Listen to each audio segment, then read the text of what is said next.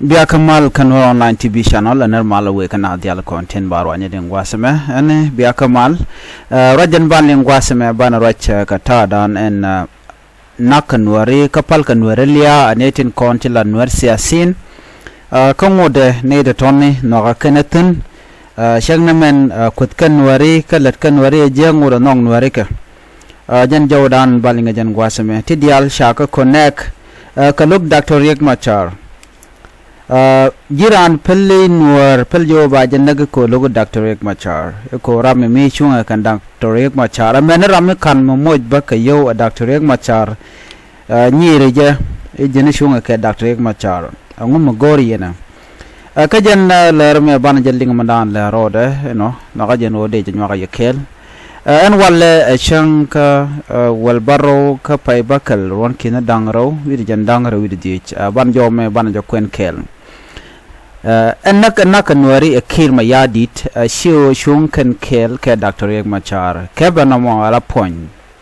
shio shung ran kel ka Dr. Riek Machar man yama biangach ka koruna tungwan te che wodi o je ko ndi ala lingano che to ke ron kit kel ko wangoni je mangoni de kel kor nuari ka jang re wijbor je ngai kon dial mi kanamo ko mulu kon jok later nuari kana jang lu je jok de je korun dong wan ti dot jok ka teramo tuoga ka kwiwok medong ko ka yene de la istur la ka lingano ngu migak nuari ka jang ka jamo ngu da kana na ben ka korun de kontenti engo banabaga ka kwikwara no name bar jogde ki nan jogde dundo teni de chaje use a low opportunity kaka ko biga Nuer bigan ga target ka ba ka nak no don ka nyirien ngai konsian Nuer no Nuer mi ci janya longo lo ngai ke je ngai ke je no jen ngungu la ro ni siang ki la mu gala jalat no la jagu ke no jin ngum lenya na no mo karwa de ngum lenya na reg mudi ka kon e kon shal ka Nuer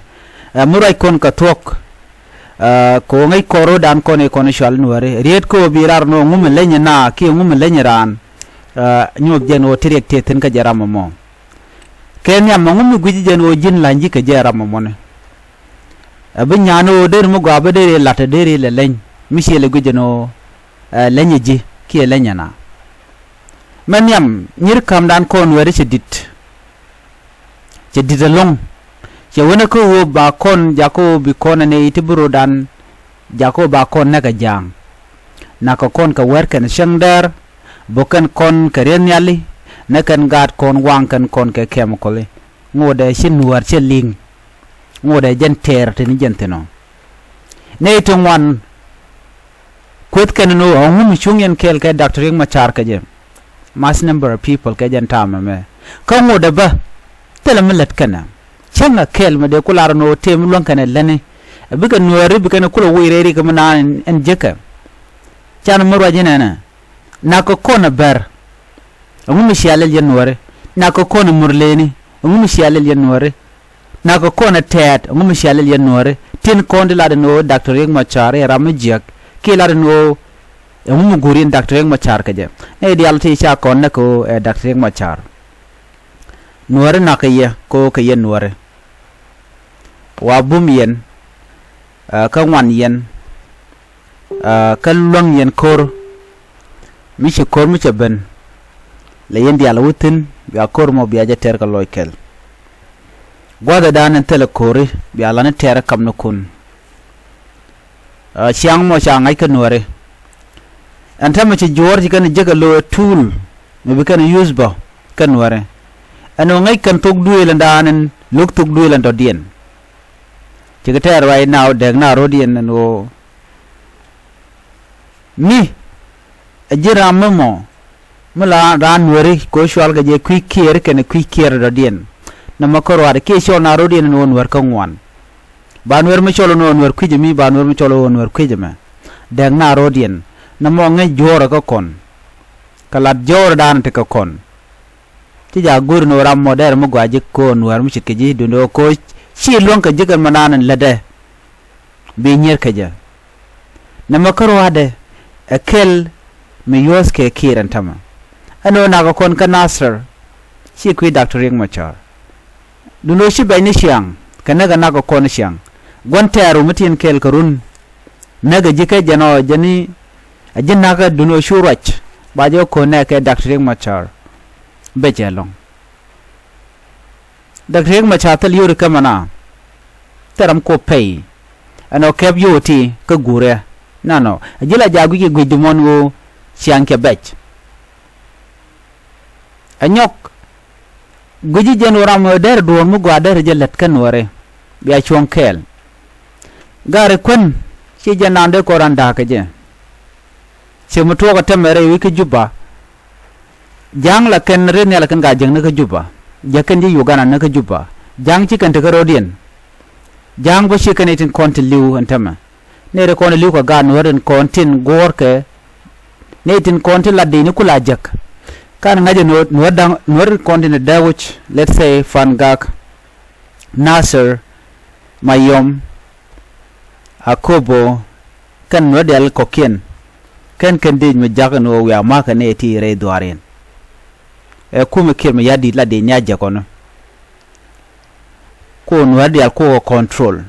gwantin kono teketen gwantaru mi jaggi dech ka ba jibele me no chiro de gang ma na mo ne ya dore janjo men ne gen wer ko shungen kel ka Dr. riek machar te ga juba ke kel Dr. riek machar che te ka nasser Dr. riek machar che te ka fangak Dr. riek machar che te ka mayom ka yen la jena biya villages ni biya ko nak bogien ke kam kole ka biya la no nuare lokan mal nuare kan de kon te kariek ka yen kuriam nuare la chamo ko moy ka yek ka kwan gonden kon yen teni yom chay mo ka kwan yo je tok braden bi mo ka kwan special bran mo ka yo no wura jaggi ko baje mo ka yo bram mi bo li hurun che tok changa family de chikan bangani je no guardian che liu ka chawna ka kiir ci kiran an kor che uli lora bang sometime when the content nuer kono kwala jagre wi ku juba la de ni la jel ga tet kem yadit ka ten nuer kono ga juba la GSSPDF ka nuer pan ngada je no de indi content nyinga kon nuer te nuer kon te keten te ko kengo te le ka contact the family te ram wa keje yo mishiran yo ba jo na ka der winimi gwa dana ci ko yo toktun shabu changanje shemor ba lo ngai ko run tetaniam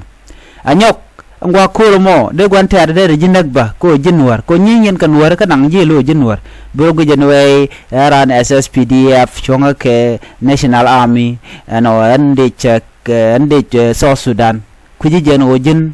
gwal target niji ba jona ka der ngwa ko mo balar no chaji na ne kun chai na kan war kun ka jino o jin chaji mo ke yo cha widu chaji bat kwale jagano jin wonang nuer but this is wrong garde yen ko mier runti ani ambe beje long the way we say it mena kane kun la na la ngwanga la doru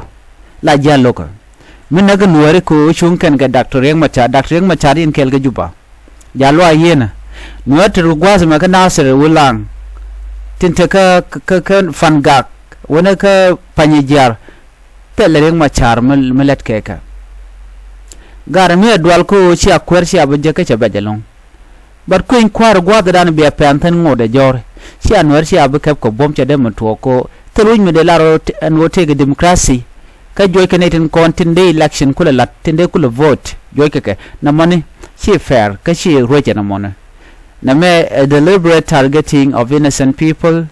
ko ken ware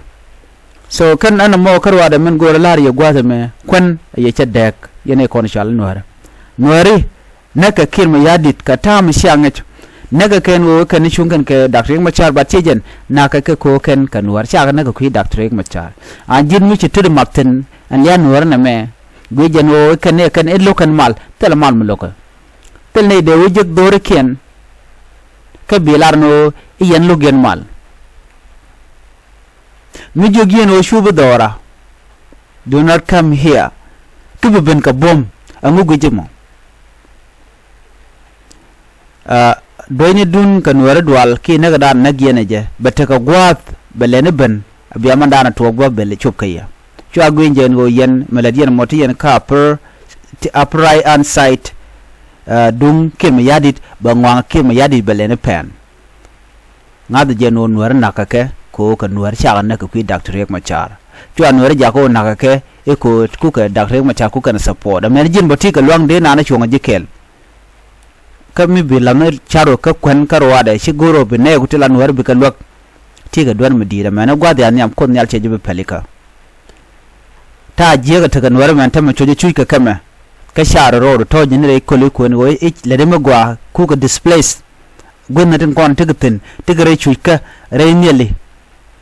gwa ta nyam ko nyal be ka cholji ken duer yal konten chelat gwi janta ma ti gwa da dana titino lo toji gwa te lile rek ga Nuer ya ping gwa da mi chuchka ka changa jawdo cha jaling ku haru ne kiir mayardit ku jele please ka nagdu ka Nuer riɛm Nuer bu wido